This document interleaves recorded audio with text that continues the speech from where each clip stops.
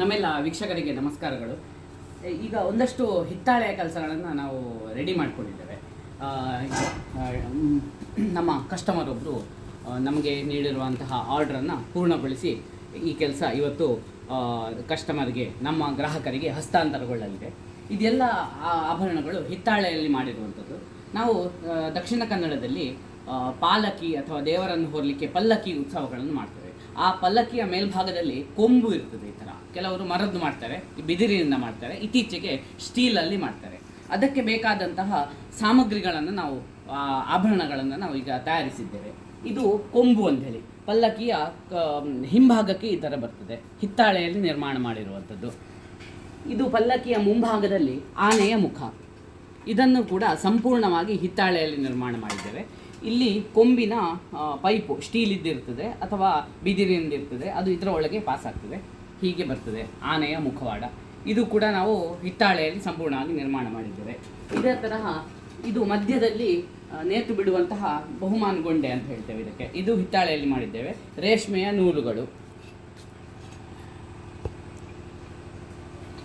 ಇದೇ ತರಹ ಇದು ಮಧ್ಯದ ಬಹುಮಾನ ಗೊಂಡೆಯ ಪಕ್ಕದಲ್ಲಿ ಹಾಕುವಂತಹ ಸಣ್ಣ 2 ಗೊಂಡೆಗಳು, ಇದು ಹಿತ್ತಾಳೆಯಲ್ಲಿ ಮಾಡಿದ್ದೇವೆ.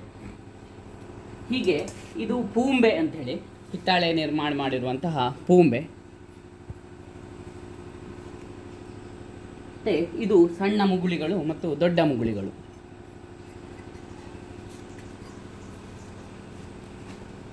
ಮತ್ತು ದೇವರನ್ನು ಮೆರವಣಿಗೆ ಪಲ್ಲಕ್ಕಿಯ ಸುತ್ತಿನ ಜೊತೆಗೆ ನಾವು ಕಟ್ಟಿಗೆ ಕೋಲನ್ನು ತೆಗೆದುಕೊಂಡು ಹೋಗುವಂಥ ಸಂಪ್ರದಾಯ ಇದೆ. ಆ ಥರ ಇದೊಂದು ಕಟ್ಟಿಗೆ ಕೋಲನ್ನು ರೆಡಿ ಮಾಡಿದ್ದೇವೆ. ಒಳಭಾಗದಲ್ಲಿ ಸಂಪೂರ್ಣ ಮರ ಇದೆ ಇದಕ್ಕೆ, ಮತ್ತು ಮೇಲ್ಭಾಗಕ್ಕೆ ಹಿತ್ತಾಳೆಯ ಹೊದಿಕೆ.